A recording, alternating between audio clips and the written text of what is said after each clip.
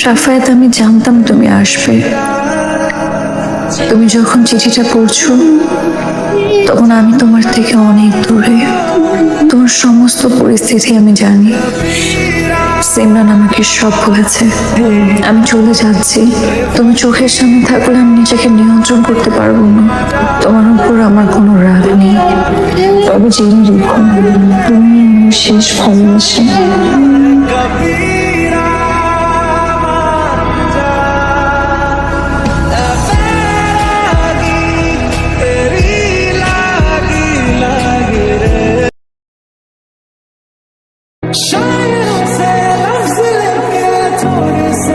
নিয়েছেন কেমন আছে ছবিটা? এক্সকিউজ মি, এক্সকিউজ মি, আপনার যদি এতই ঘুম আসে তাহলে আপনি সাইডে গিয়ে ঘুমান না। আপনাকে বালিশের ব্যবস্থা করে দিচ্ছি। হাই তুলে তো ছবিটা নষ্ট করে দিচ্ছেন। শুনেন, যেখানে ইচ্ছা যান, কিন্তু আমার ফ্রেমে আসবেন না। আমি কি শুধু মানুষের বিয়ে খেয়ে যাব? আমার রাজকুমার কোথায় কোথায় কোথায়? এখানে। হাই, আমি সাফায়েত।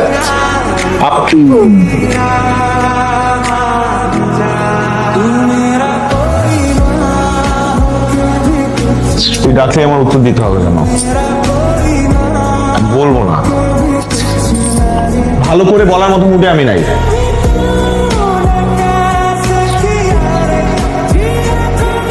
আমার স্কলারশিপটা হয়ে গেছে, কিন্তু মা, যাওয়া আসার খরচ, বাদ বাকি যাবতীয় সব খরচে টাকা দিতে পারবো না বলে দিছি।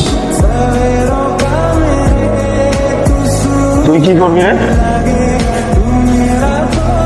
তুই টাকা কোথেকে পাবি? ফালতু কথা বলিস না তো, মন মেজাজ খারাপ আছে, যা এখান থেকে। হ্যাঁ ঠিক আছে, দিস, এখন যা এখান থেকে, চোখের সামনে থেকে যা।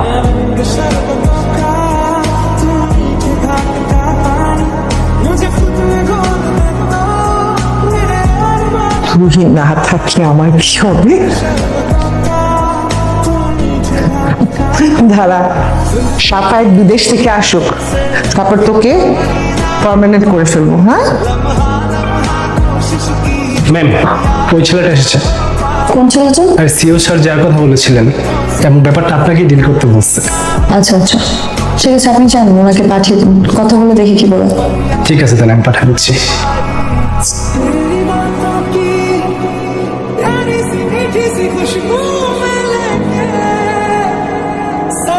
আমি কিন্তু আপনাকে অনেক খুঁজেছি। আসলে খুঁজছেন? তাই বলে রাস্তাঘাটে খুঁজিনি। আমি এক্সপেক্ট করেছিলাম যে আপনার সাথে আমার আবারও দেখা হবে। অবশ্য ঢাকা শহরের রাস্তাঘাটে খুঁজলে আমাকে পেতেন না, কারণ আমি এতদিন মেলবার্নে ছিলাম। ওই ঘটনার 2 মাস পর পরে আমি মেলবার্নে চলে যাই। আপনি আমাকে খুঁজেন না?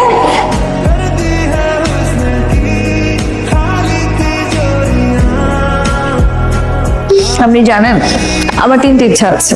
তাহলে বলুন আপনার 3টা ইচ্ছা কি? না বলে বরং এখনই পূরণ করে ফেলি। মানে?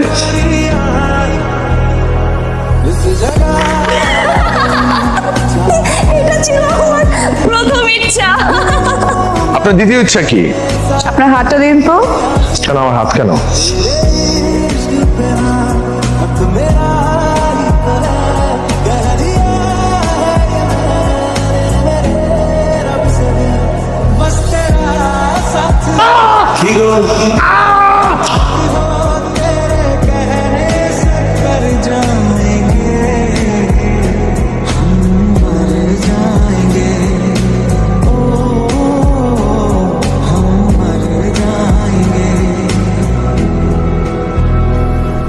আপনার কাঙ্ক্ষিত নম্বরটিতে এই মুহূর্তে সংযোগ দেওয়া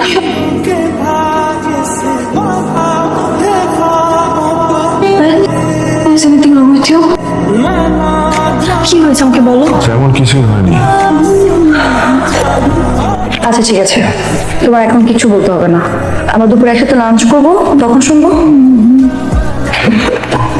ও না,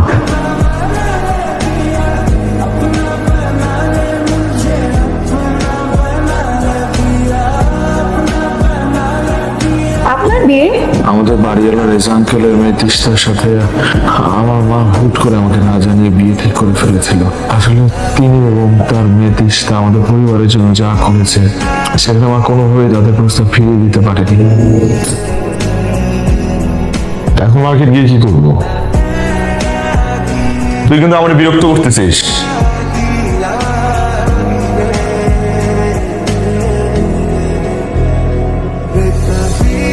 ছুটিকে ক্লাস থেকে দিলেই হবে নাকি আরো তোকে বাড়িয়ে দিই?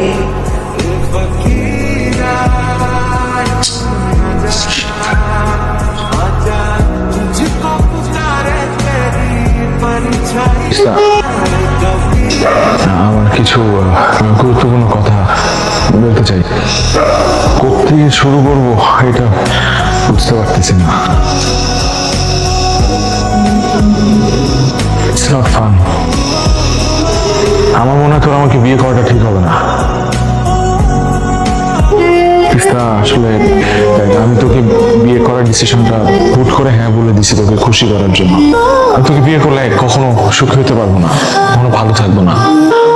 অহনা নামে একটা মেয়ে আছে, ওকে আমি 2 বছর আগে থেকেই চিনি। I have slept with her.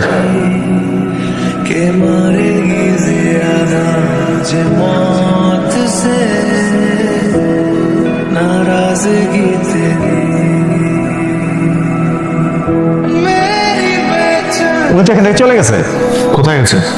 কোথায় গেছে এটা আমাকে বলে জানি, তবে উনি এখান থেকে বাসা ছাড়িয়ে গেছে। তবে যাওয়ার সময় স্যার একটা প্যাকেট দিয়ে গেছে আমার হাতে আপনাকে দেওয়ার জন্য। রাফায়েত, আমি জানতাম তুমি আসবে। তুমি যখন চিঠিটা পড়ছো তখন আমি তোমার থেকে অনেক দূরে। তোমার সমস্ত পরিস্থিতি আমি জানি। সিমরান আমাকে সব বলেছে। আমি চলে যাচ্ছি, তুমি চোখের সামনে থাকলে আমি নিজেকে নিয়ন্ত্রণ করতে পারবো না। তোমার উপর আমার কোনো রাগ নেই, তবে জেনে রেখো তুমি আমার শেষ ভালোবাসা।